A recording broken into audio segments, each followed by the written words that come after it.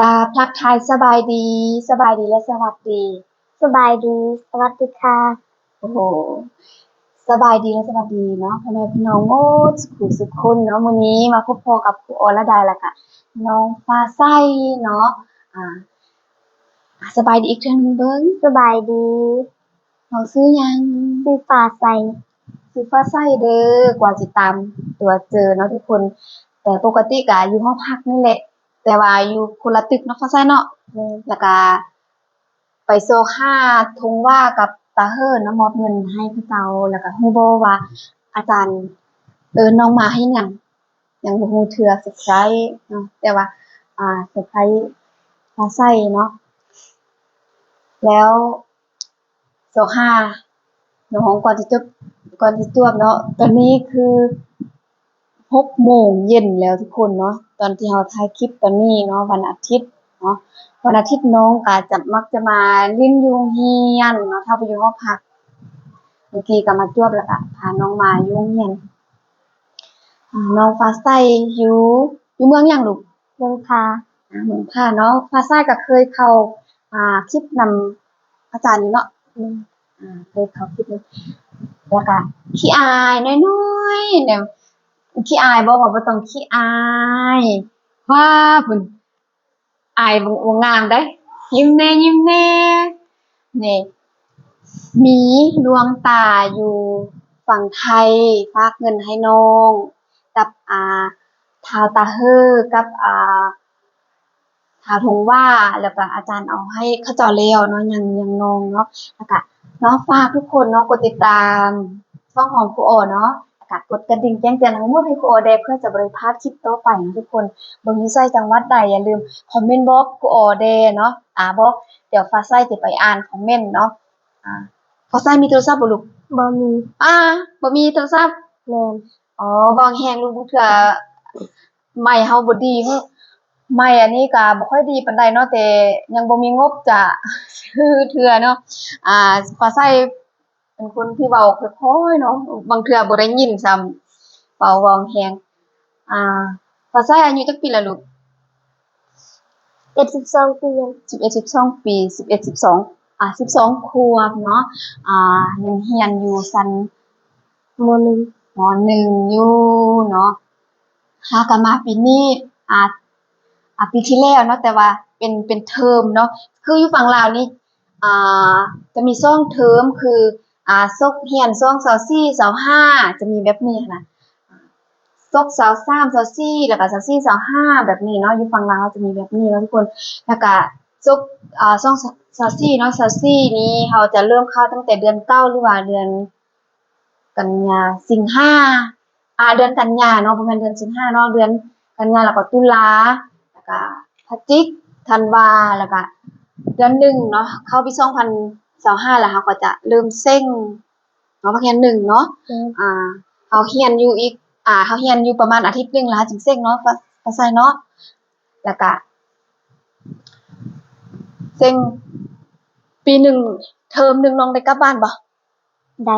ได้กลับช่วงใดเดือน11 12ช่วงปิดเทอมเดือนหนึ่งโอ้โหฟ้าใสยังเนาะถือว่าปีหนึ่งน้องเทอมหนึ่งน้องได้กลับหลังจากที่ว่าสอบเนาะสอบภาคเรียนหนึ่งแล้วก็กลับบ้านเนาะเพราะว่าบ้านอยู่ไกลเส้นทางลำบากเพราะว่าครูอ๋อฮู้ดีเส้นทางไปบ้านน้องฟ้าใสนี่โอ้โฮสุดยอดเลยทุกคนครูอ๋อเคยไปสอนอยู่อำเภอที่ฟ้าใสอยู่เนาะเส้นทางนี่คือแบบโอ้บ่อยากจะพรรณนาถ้าว่าทุกคนได้กลับไปเบิ่งคลิปที่ครูอ๋อลงก่อนๆเนาะจะฮู้เลยว่าเส้นทางไปเมืองที่น้องเขาอยู่เป็นแนวใดเนาะอ่าแล้วหลวงตาเพิ่น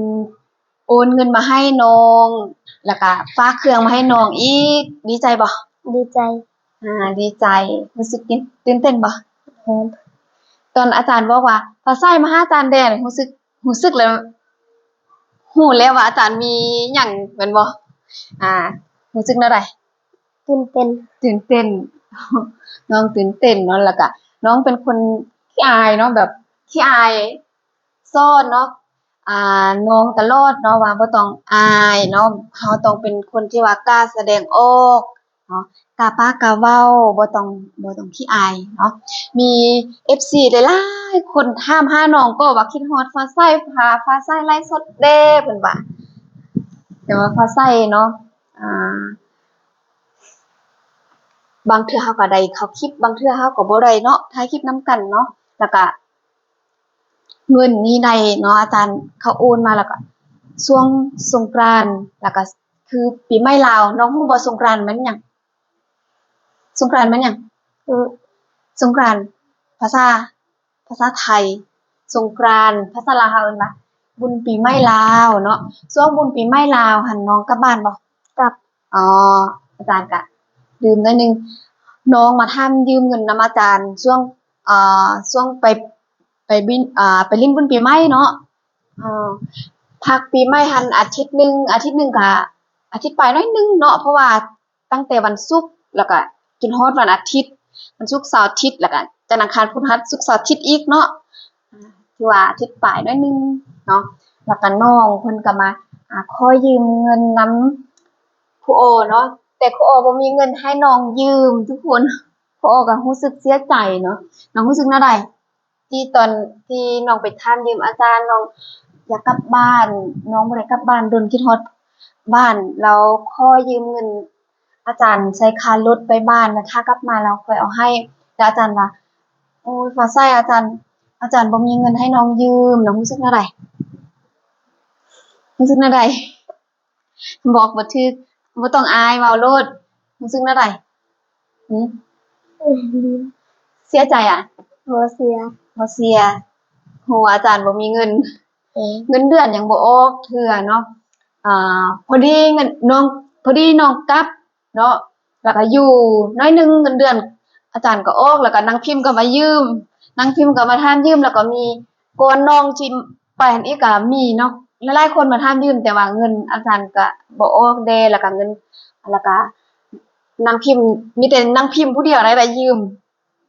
เพราะว่าพอดีเงินเดือนอาจารย์ออกแล้วก็นางพิมพ์พอดีมายืมแล้วก็อาจารย์ก็ไปเอาแล้วก็มาให้นางพิมพ์ยืมใส่แต่ค่ารถตอนไปแล้วก็ตอนมานางพิมพ์ก็เอานกข่มมาต้อนทุกคนน้องเขาเจ้าก็ใจดีเนาะกลับบ้านยามใดก็เอาเทื่อแล้วน้องก็เอาผักมาเฮียนหนึงฟ้าใสเอาอันมักเพชรกับมะเขือมาต้อนครูโอทุกคนอยู่หอพักเดี๋ยวนี้แหละอันใดช่วยเหลือแบ่งปันกันครูโอให้อันใดครูโอก็ให้น้องๆเขาบางเทื่อกลับบ้านเนาะน้องๆก็เอาของกินอยู่บ้านมาต้อนนะเพราะว่ารู้สึก เกรงใจเนาะแบบบ่อยากรับหั้นน่ะแต่ว่าเขาเจ้าก็เอามาแล้วบ่มีเอาไว้ดนมันก็เป็นเน่าจะบูดนะก็คิดว่าตอนน้องๆเอาให้เก็บไว้เนาะแล้วก็ขอบใจน้องๆหั่นแหละที่ยังคิดฮอดหั้นนะแล้วสำหรับเครื่องนี่ยังบ่ได้เทื่อถ้าได้แล้วเดี๋ยวจะพาน้องถ่ายคลิปอีกเนาะแล้วก็อยากให้ดวงตาเพิ่นได้เห็นว่าการช่วยเหลือจากหลวงตาฝั่งไทยไหนหลวงตาเพิ่นช่วยเหลือแล้วก็พวกน้องก็ได้รับหั้นนะอยากให้หลวงตาเพิ่นเห็นนำกันเนาะอ่าคือพวกน้องยังอายในการถ่ายคลิปนึงคันเข้าคลิปนำอาจารย์นั่นน่ะอาจารย์ว่าบ่ต้องอายเนาะอาจารย์อยากให้เขาเจ้าผู้ที่ช่วยเหลือพวกน้องหั้นให้เขาเจ้าเห็นว่าพวกน้องได้รับเครื่องหั้นน่ะเนาะบ่อันอื่นนี้บ่คิดหยังเลยพวกน้องได้รับอาจารย์ก็ดีใจแล้วก็ผู้ที่เอาให้พวกน้องหั้นเขาก็ดีใจว่าเขาเจ้าให้พวกน้องแล้วพวกน้องก็ได้รับหั้นน่ะเนาะให้พวกน้องเข้าใจบ่ต้องขี้อายแล้วเวลารับเครื่องรับของเนาะอาจารย์สอนตลอดแล้วก็เวลากินของกินเราต้องไปทิ่มอยู่ไส ลูกขี้เหงื่อก ล้วยขี้เหงื่อเนาะภาษาลาวเอิ้นว่ากล้วยขี้เหงื่อถังขี้เหงื่อหรือว่าถังขยะนั่นเองเนาะทุกคนแล้วก็มีสะพายเป็นเงินเนาะเทื่อนี้ได้เงินเนาะบ่แม่นเครื่องเพิ่นถอนหายใจตื่นเต้นเนาะน้องบ่เคยรับแบบบ่เคยรับเครื่องจากผู้อื่นหั้นนะน้องเคยมีคนที่แบบเอาเงินให้น้องบ่บ่มีบ่เคย เว้าก่อนแล้วแต่ว่าที่จริงน้องก็เคยเล่าให้ฟังเนาะแต่ครั้งนี้น้องได้รับเงินเนาะจากหลวงตาอยู่ฝั่งไทยเอาให้น้องเนาะทั้งหมดมีอยู่3คนที่ทางอาจารย์เนาะหลวงตาเพิ่นโอนเงินมาให้600บาทอยู่บ้านน้องเคยจ่ายบ่เงินบาท บ่เคยโอ้บ่เคยจ่ายเงินบาทเนาะคืออยู่จังหวัดที่ครูอ้ออยู่เนาะมันจะมีเป็นอำเภอแล้วมีอำเภอที่ทงว่าอยู่เขาจะจ่ายเงินบาทเนาะแล้วก็เงินกีบก็จ่ายคือกันเขาจ่ายเงินบาทเงินกีบเงินหยวนเนาะอยู่อำเภอนั้นแล้วก็บ้านของน้องนี่บ่จ่ายเงินบาทเนาะเพราะว่าเป็นเขตเขตชนบทเนาะแบบจากในเมืองแล้วยังไปอีกไกลเนาะ อืมขนาดครูโอก็ยังบ่ได้ไปอยู่บ้านหยังก็ลืมละบ้านละคะ บ้านละคะจากในเมืองผ้าหรือว่าตัวอำเภอไปบ้านน้องหยังไกลอีกครูโอก็บ่เคยไปจักเทื่อเนาะ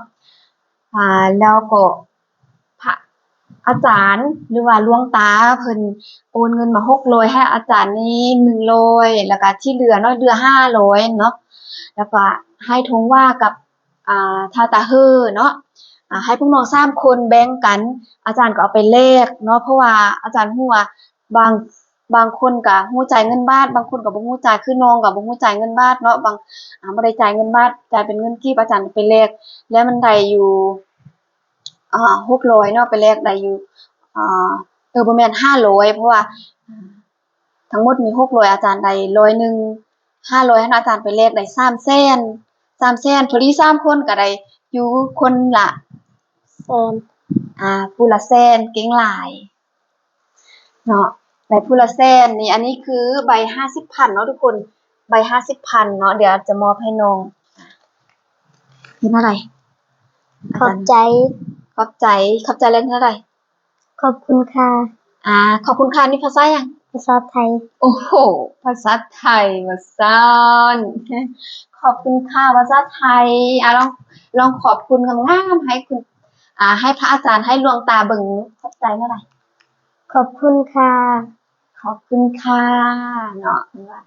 ขอบใจเนาะภาษาลาวเขาเอิ้นว่าขอบใจหลายๆขอบใจหลายๆเด้อขอบใจเด้อเนาะถ้าว่าอยู่ฝั่งลาวเขาจะเว้าแบบนี้แต่ถ้าว่าภาษาไทยนี่อย่าลืมเด้อเขาเป็นผู้หญิงเขาต้องว่าขอบคุณค่ะต้องนบงามๆภาษาลาวเขาก็นบงามๆคือกันเนาะก่อนสิรับเครื่องรับของเนาะอาจารย์สอนตลอดเนาะอย่าลืมถ้าลืมมื้อใดแล้วคิดฮอดเห็นหน้าอาจารย์เด้อ คิดฮอดเห็นหน้าอาจารย์อรดาเคยสอนว่าแนวใดกิริยามารยาทเวลารับเครื่องรับของนำผู้อื่นล่ะเฮ็ดแนวใดต้องนบมือขอบใจก่อนแล้วจึงรับเครื่องเนาะแล้วก็เวลาเพิ่นเอาเครื่องเอาของให้คือว่ายกตัวอย่างคืออาจารย์เคยให้เป็นเป็นขนมเนาะอ่านบขอบใจแล้วก็เวลาเรากินแล้วเราใส่แล้วถ้าว่ามันเป็นขี้เหงื่อแล้วเราก็เอาไปทิ่มอยู่ถังขี้เหงื่อเนาะถ้าว่าอยู่ฝั่งไทยนี่เพิ่นจะแยกได้เอาใส่น้องบ่มีโทรศัพท์เนาะโอ้ถ้าน้องมีโทรศัพท์น้องได้เห็นคลิปที่อาจารย์ไปไทยเดี๋ยวอาจารย์ถ้าว่ามีเวลาอาจารย์จะให้เบิ่งอยู่ในโทรศัพท์ของอาจารย์เนาะอาจารย์ไปเที่ยวอยู่ฝั่งไทยน้องเคยไปไทยบ่บ่เคยบ่เคยอยากไปบ่อยากโอ้ยากโอ้แพงเนาะคำว่าแพงนี่คือแบบอีต้นอะนะคือแบบอยากให้ไปเนาะแบบถ้าว่าอาจารย์ชวนไปบ่ไปเนาะน้องว่าอยากไปเนาะถ้าว่าครูอ๋อชวนไปจะไป แต่ว่าครูอ๋อก็บ่มีงบอาจารย์ก็บ่มีเงินสิพาไปสมมุติว่าอาจารย์มีเงินเนาะอาจารย์พาไปเนาะอ๋อถ้าจะไปนี่เกี่ยมรูปบัตรรูปใบหนึ่งเด้อรูปใบหนึ่งแล้วก็แบบเราไปกลับเนาะถ้าว่าเราไปโน่นนี่เราจะต้องใส่พาสปอร์ตตัวนั้นยากเนาะเราก่อนจะได้พาสปอร์ตนี่ยากเราต้องได้เฮ็ดอยู่ไปเฮ็ดอยู่อุดมไซหรือว่าอยู่เวียงเนาะมันสิยากฉะนั้นเราไปเที่ยวอยู่เชียงของบ่เวลาอาจารย์ไปต่อยานะเพราะว่าอาจารย์ก็บ่สบายอาจารย์กินยาประจำเนาะแบบนี้แหละอาจารย์ช่วยได้พวกน้องใดอาจารย์ก็ช่วยสุดความสามารถคือเวลาพวกน้องมักเผ็ดคอแป้งนัวเนาะคือชูรสแป้งนัวภาษาไทยว่าชูรสเนาะคอมักเผ็ดนำอาจารย์น่ะขอน้ำมันไปคั่วแต่งกลิ่นถ้ ถ้าอาจารย์มีอาจารย์ก็เอาให้เนาะคือน้องเห็นคือน้องท่านยืมเงินนำอาจารย์บ่มีอาจารย์ก็บ่สั่งให้ อาจารย์ช่วยเท่าที่อาจารย์ช่วยได้เนาะอาจารย์ก็รักน้องคือลูกคือหลานคือลูกแท้ๆของอาจารย์เนาะถึงว่าอาจารย์จะบ่ได้เกิดน้องเนาะบ่ว่าแต่น้องผู้เดียวเนาะนักเรียนของอาจารย์ทุกคนอาจารย์รักเสมอกันรักแล้วก็สอนแต่สิ่งดีๆให้เนาะคือน้องเห็นแต่ละเทื่อเนาะบางเทื่อก็บ่มีอยู่ในบทเรียนเนาะแต่ว่าอาจารย์ก็ยังสอนนะมาทำอิฐอาจารย์ได้สอนเนาะแล้วก็เขาเจ้าก็ให้อาจารย์ขึ้นไปสอนม.2 กับม.4 กับม.6 แล้วก็บ่ได้สอนพวกน้องเนาะอยู่ม.1 เนาะเพราะทุกคนน้องก็ได้รับเงินแล้วบัดนี้ถ้ารับเครื่องอีกเนาะดวงตาเพิ่นฝากเครื่องแต่บ่ฮู้ว่ามีหยังเนาะแต่ดวงตาเพิ่นก็ถ่ายรูปส่งให้ครูโอเบิ่งเนาะอยู่ในนั้นก็มีเครื่องใช้นี่แหละแต่จะเซอร์ไพรส์น้องเพิ่นอีกเทื่อนึงเนาะพอดีวันเสาร์อาทิตย์นี้เครื่องฮอดแล้วเนาะแต่ว่าหมู่ของครูโอยังบ่ได้กลับบ้านถ้าว่ากลับบ้านแล้วเครื่องน่ะทุกคนฝากเนาะครูโอจะฝากให้ฮอดน้องที่ว่าไปสร้างครอบครัวมีน้องผู้หนึงเนาะไปสร้างครอบครัวอยู่ฝั่งไทยแล้วก็ครูโอก็จะฝากลงหั่นเนาะอยู่อำเภอเวียงแก่นแล้วก็ลงหั่นแล้วก็มีคนข้ามมาฝั่งลาวเพิ่นก็ฝากมาฝั่งลาวอีกหั้นน่ะแล้วก็หมู่ของครูโอที่เป็นครูสอนนำกันแล้วก็ฝากนำลาวหั่นแล้วเราก็ไปเอาแล้วก็เรากลับมาโรงเรียนแล้วเราจึงเอามาให้ครูโอเนาะหลายโตเนาะแล้วก็คือผู้ใหญ่ใจบุญฝากขนมให้ลิงลิงเนาะลิงลิงเป็นหลานสาวของครูโอซึ่งลิงลิงก็เป็นลูกกำพร้าเนาะแล้วก็ตอนเปิดจบเรียนครูโอก็เอาเงินให้พ่อแม่แล้วพ่อแม่ก็ซื้อรถถีบให้ลิงลิงด้วยความที่ว่าเส้นทางไปค่อนข้างลำบากรถจักรยานลิงลิงก็เพแล้วเดี๋ยวนี้ลิงลิงก็บ่มีรถบ่มีจักรยานเนาะสิปั่นแล้วก็บางคนยังสับสนว่าเจินฮ้วงหรือว่าจีฮ้อเนาะบางคนก็ว่าจีฮ้อบางคนก็ว่าเจินฮ้วงเนาะว่าเป็นหลานของครูโอบ่แม่นหลานแล้วก็บ่แม่นลูกทุกคนที่เข้าคลิปนำครูโอเนาะจะเป็นนักเรียนจะเป็นลูกศิษย์แล้วก็จะเป็นหลานครูโอเนาะครูโอยังโสดยังบ่ได้สร้างครอบครัวและลิงลิงเป็นหลานแท้ๆของครูโอเนาะมีแต่คนเดียวนี่แหละที่เป็นหลานแท้ๆของครูโอเนาะเป็นลูกของน้องสาวครูโอเนาะชื่อลิงลิงแล้วก็มีผู้ใหญ่ใจบุญก็เอ็นดูน้องแล้วก็ฝากขนมให้น้องโอ้ลิงลิงดีใจเอาแท้ว่าเห็นครูโอลงโทรศัพท์มาแบบแล่นมาหาว่าอยากล่มนำผู้ใหญ่ใจบุญที่ฝากขนมให้ลิงลิงว่าซั่นโอ้อยากล่มลิงลิงนี่เว้าภาษาไทยนี่แบบได้หมดเกือบว่าได้หมดเลยเนาะทุกคนลิงลิงนี่เว้าภาษาไทยได้นะฮักเนาะแล้วก็อยากล่มนำผู้ใหญ่ใจบุญที่ฝากขนมให้ว่าซั่นเนาะครูโอก็ดีใจเนาะที่พี่น้องเนาะชาวไทยยังฮักแล้วก็เอ็นดูพี่น้องชาวลาวแล้วก็นักเรียนลูกศิษย์ของครูโอแล้วก็หลานครูโอแล้วก็ฝากเงินเนาะให้พ่อแม่ของครูโอแต่ตอนนี้ครูโอติดต่อหาผู้ใหญ่ใจบุญบ่ได้เนาะครูโอก็หวังว่าเพิ่นก็ขอให้เพิ่นสุขภาพแข็งแรงเนาะเจริญในหน้าที่การงานถึงว่าสิบ่ได้ติดต่อหากันแต่ครูโอก็บ่เคยลืมบุญคุณเนาะถ้าว่าอยากมาเที่ยวฝั่งลาวก็ติดต่อหาครูโอได้เนาะครูโอช่วยได้อันใดครูโอก็จะช่วยเนาะเต็มที่แล้วก็ถ้าว่าพาเที่ยวใดครูโอก็จะพาเที่ยวคือทุกคนเป็นห่วงนั่นแหละครูโอถึงว่าอายุหลายแต่ว่ายังบ่สร้างครอบสร้างครัวย้อนว่าภาระหน้าที่ภาระถึงจะบ่แม่นหน้าที่แต่ครูโอก็คิดว่าเป็นหน้าที่เนาะเพราะว่าช่วยพ่อช่วยแม่ตอนครูโอเป็นเด็กน้อยครูโอเกือบสิบ่ได้เรียนและน้องๆของครูโอเนาะครูโอมีน้อง4คนน้องชาย3แล้วก็น้องผู้หญิง1แล้วก็หลานอีกผู้หนึ่งเนาะครูก็ช่วยเขาเจ้าช่วยพ่อช่วยแม่สุดความสามารถของครูโอเนาะครูโอก็เป็นคนที่แบบเป็นห่วงครอบครัวถ้าครูโอสร้างครอบครัวแล้วก็ย้านทางครอบครัวก็จะมีปัญหานะคิดหลายมุมหลายคิดหลายแง่หลายมุมเนาะมุมมองของแต่ละคนความคิดของแต่ละคนก็บ่คือกันเนาะครูโอได้ส่งต่ออยากให้น้องๆได้เรียนคือครูโอช่วยน้องๆนักเรียนช่วยลูกศิษย์ของครูโอในปัจจุบันนี้หั่นแหละบางเทื่อนะครูโอช่วยคนอื่นจนตัวเองลำบากก็เคยมีเนาะบางเทื่อตัวเองบ่มีกินครูโอช่วยคนอื่นสุดท้ายตัวเองบ่มีกินก็มีเนาะบางเทื่อ อันนี้ก็ด้วยความเต็มใจเนาะครูโอก็บ่ได้จมแต่ว่ามาเล่าให้ฟังซื่อๆเนาะอันนี้อยากให้ฟ้าใสเข้าใจเนาะบ่แม่นว่าอาจารย์มีเงินแล้วอาจารย์บ่ให้ยืมบ่แม่นได้ฟ้าใสเนาะให้น้องเข้าใจอาจารย์ก็รักน้องคือหล้านแล้วอันนี้นะเนาะเพราะว่าพ่อแม่ของน้องนี่อายุยังน้อยกว่าอาจารย์แม่นบ่